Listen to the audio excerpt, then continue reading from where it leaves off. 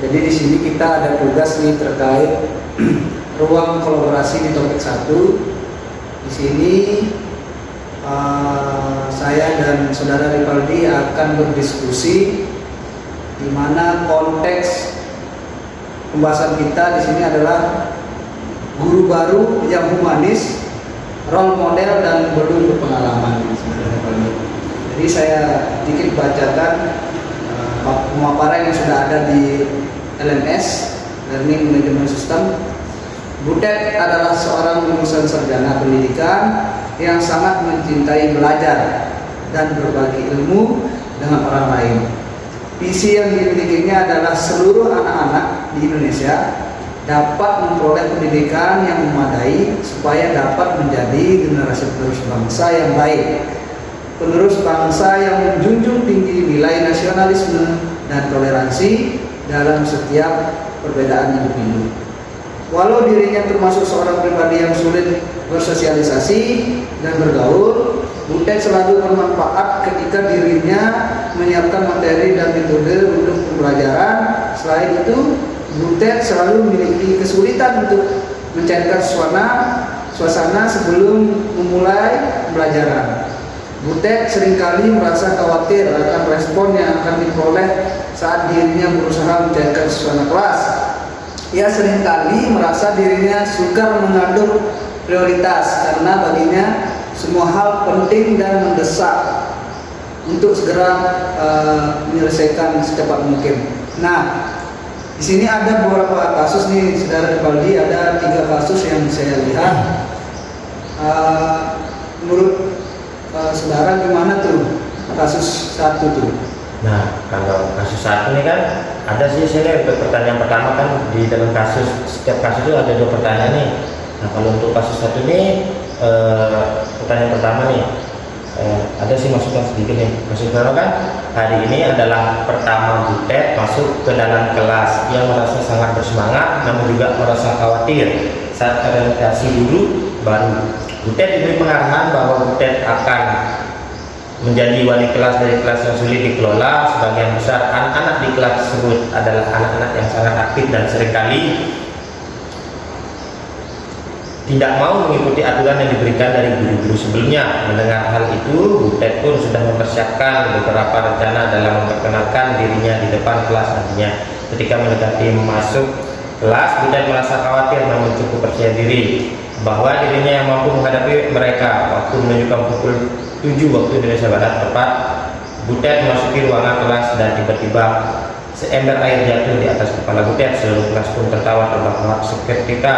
Juga Butet terbelalak hingga wajahnya memerah. Butet rasanya ingin berteriak namun tidak mampu. Butet hanya berjalan menuju meja guru dan langsung duduk sembari meringankan dirinya yang sakit. Nah, dari pernyataan ini kan ada soalnya yang pertama itu, apakah masalah yang jadi Butet uraikan dengan padat dan jelas. Nah, kalau masukan dari saya ini atau yang saya dapat cerna nih, Butet ini adalah guru yang bersemangat, terus tapi memiliki kekhawatiran. Nah, kepribadian Butet yang sulit itu yaitu bersosialisasi dan tidak bisa mengatur kelas. Nah, sebelum Butet masuk ke dalam kelas itu kan dia punya rencana nih, tapi sudah dipermalukan terlebih dahulu oleh siswanya gitu, dan Butet sulit mengendalikan emosinya. Kalau yang saya bisa lihat di sana, kenapa? Karena dia sudah bermaksud sudah dijahili nih sama teman-teman gitu. Sama siswa? Ya, sama siswa, mau siswa gitu. Sampai bahasa kuyup gitu. Nah, bagaimana sih kalau pendapat saudara begini? Ya, aku sih setuju, sepakat dengan pendapat saudara Rivaldi. Oke lah, kita pakai yang itu saja. Nah, kalau yang nomor 2 ini aku ada ide nih. Kemarin aku udah coba-coba korek-korek nih soal kasus 1 nomor 2. Sesuai dengan yang sudah dipelajari pada bagian sebelumnya, bagaimana penerapan kompetensi sosial emosional pada masalah tersebut. Nah, sesuai yang saya baca kemarin, jadi ada beberapa hal yang pas dengan masalah kasus 1. Yang pertama adalah manajemen diri. Nah, si Butet ini dapat mengelola dan mengatur emosinya yang dirasakannya dengan baik, dimana saat peserta didiknya menjahilinya dengan dia sudah basah kuyup, dia mampu menjaga emosinya, dia tetap berjalan ke mejanya. Itu yang pertama. Yang kedua, kesadaran diri si Butet itu bagus, ya. Dia sadar bahwa dirinya sedang kesal. Di sana di kasus 1 itu sudah jelas dipaparkan, muka si Butet sudah memerah. Tapi dia tidak mengambil keputusan yang jelek, tapi dia mengambil keputusan yang tepat, hanya berjalan lurus saja ke meja. Itu menurut saya bagaimana menurut saudara? Kalau begini sih saya setuju, karena saya juga dapat pengalaman baru nih yang saya dapat nilai kan dari Butet nih, suka gini dan suka gitu, tidak sesuai dengan kalimat atau yang yang ada di LMS seperti itu. Kasus satunya di LMS. Nah, kalau kayak gini kan adalah masukan untuk saya pribadi dan untuk kita bersama. Nah, untuk kasus kedua nih gimana, saudara? Kasus kedua juga aku sudah orek-orek untuk soal nomor 1-nya. Untuk soal nomor 2-nya aku belum coba. Dan soal nomor 1 untuk kasus kedua yaitu kita baca dulu kasusnya. 2 bulan setelah berlalu sejak peristiwa di hari pertama yang lalu, Butet mulai terbiasa dengan ritme pekerjaan yang dimilikinya. Meskipun demikian, Butet merasa lelah dan kehilangan semangat memasuki bulan ketiga. Pada bulan ketiga ini merupakan jadwal penilaian masa percobaan Butet sebagai guru baru. Butet merasa kesulitan mendekatkan diri dengan siswa-siswi di kelasnya. Ada 5 siswa yang selalu tidak mengumpulkan tugas mandiri dan seringkali mengabaikan peringatan yang diberikan oleh Butet saat proses belajar mengajar berlangsung. Butet kemudian menjadi khawatir hasil evaluasi 3 bulan ini akan terpengaruh karena hal itu, sehingga Butet mencoba untuk mendekati kelima siswa tersebut.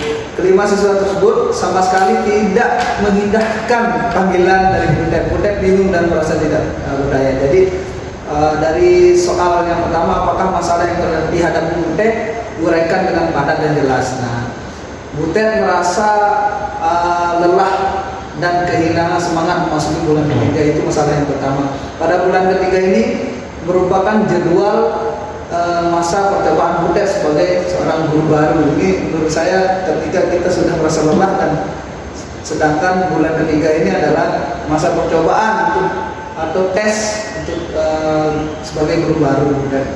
Terus yang kedua, kesulitan mendekatkan diri dengan siswa dan siswinya, itu yang masalah yang selanjutnya yang dihadapi si Butet.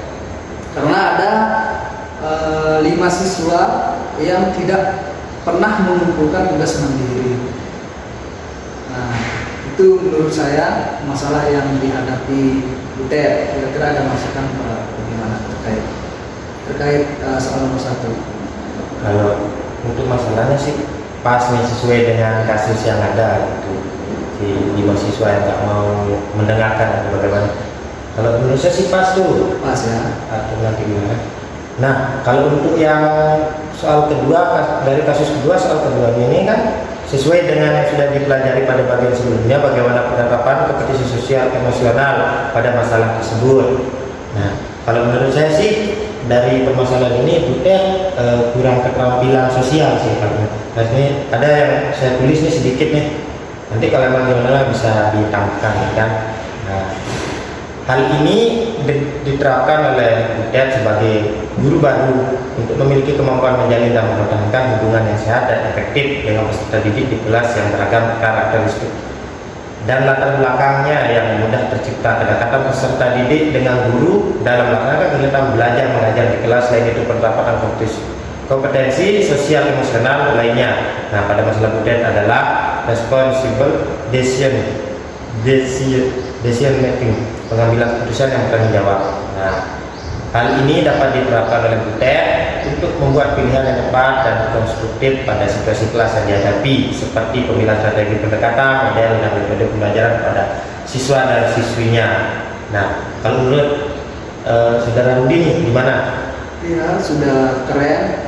Tapi saya tambahkan sedikit, hal ini menunjukkan bagaimana perilaku guru ketika mengajar tidak mendominasi kelas ya. Jadi seorang guru itu harus lebih mendominasi kelas agar peserta didik itu lebih cepat memindahkan apa yang menjadi tugas-tugas dari kita seorang guru. Itu. Nah, untuk kasus ketiga bagaimana? Sudah jadi, saudara? Nih, berarti kita fixkan nih ya kasus kedua. Oke, soal kedua nih. kita fixkan. Oke, siap. Kita lanjut ke kasus ketiga ya. Ya. Nah, kalau saya baca sih dari kasus ketiga ini, dari permasalahan pertama itu saya udah ada sedikit sini. Kita lihat, saya tekan kasusnya. Nah, kasus ketiga, 1 semester akhirnya berhasil dilalui oleh Butet dengan segala tantangan dan peristiwa yang beragam. Nah, Butet merasa senang, walaupun masih sering khawatir dirinya belum mampu menjadi contoh yang baik untuk anak-anak. Beberapa kali di kelas, Butet sering berteriak saat ingin diperhatikan. Butet merasa bersalah karena harus berteriak-teriak seperti itu.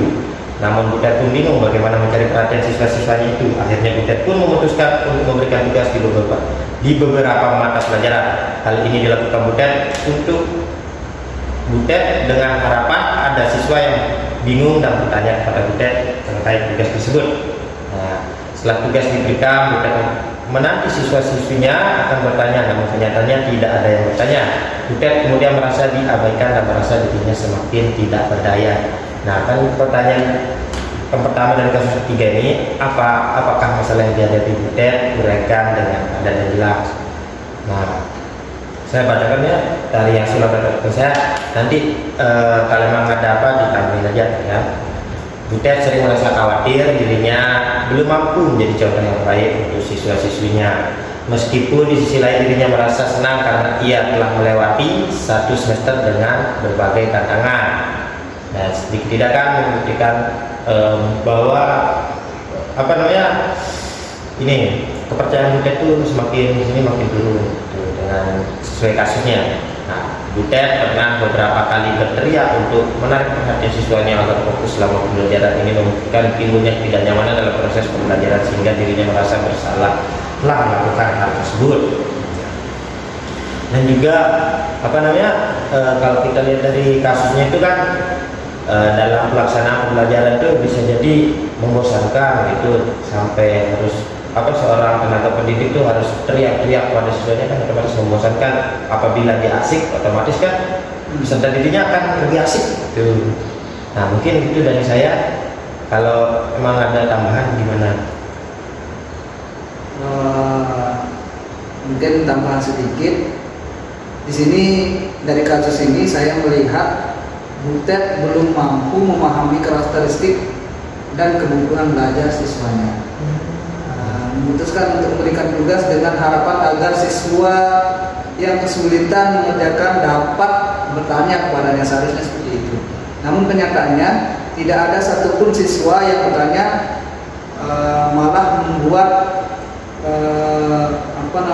ini membuktikan bahwa proses pembelajaran yang dilakukan oleh Butet tidak melakukan tes diagnostik di awal. Seharusnya ketika si Butet ini pertama kali masuk ke kelas, dia harus melakukan tes diagnostik dulu pada siswanya. Tambahan dari saya. Oh ya, berarti yang saya dapat simpulin nih dari pencapaian saudara nih, berarti sebelum kita melaksanakan pembelajaran itu kita harus profiling dulu gitu. Betul, harus dilakukan profiling agar kita tahu apa yang diminati oleh peserta didik. Nah, terus ini kan kasus ketiga yang poin kedua nih. Jujur aja nih, saya kurang ngerti nih bagaimana kalau saudara ada kan sesuai soalnya di LMS itu kan? Nah, aku lumayan ngerti nih. Sesuai dengan yang sudah dipelajari pada bagian sebelumnya, bagaimana penerapan kompetensi sosial pada masalah tersebut. Nah, berdasarkan pemaparan sebelumnya, saya memberikan beberapa saran untuk Butet. Yang pertama, saya akan menyarankan untuk tetap tenang dan menghadapi sesuatu itu dengan bijak. Selanjutnya, Butet perlu keterampilan komunikasi dan empati, karena sebagai seorang guru harus memiliki komunikasi dan empati yang besar pada siswa ataupun siswi. Di kasus-kasus 1 dan 2, saya rasa komunikasi dari Butet itu yang kurang terhadap siswinya atau siswa. Mungkin ada yang bisa ditambahkan. Mungkin kalau saya sih kan kurang mengerti, tapi dengan pemaparan yang tadi itu saya bisa mengambil kesimpulan nih. Berarti si Butet nih yang paling pas untuk mengajar itu berarti menggunakan pendekatan pada peserta didik, berarti ya. Harus melakukan pendekatan dulu. Itu sih. Nah, dan Butet ini harus mencari strategi alternatif untuk menarik perhatian peserta didik. Jadi strategi sebagai seorang guru kita harus harus kreatif mencari strategi mengajar. Mungkin itu aja dari tugas-tugas kita ya. Sekian dan terima kasih.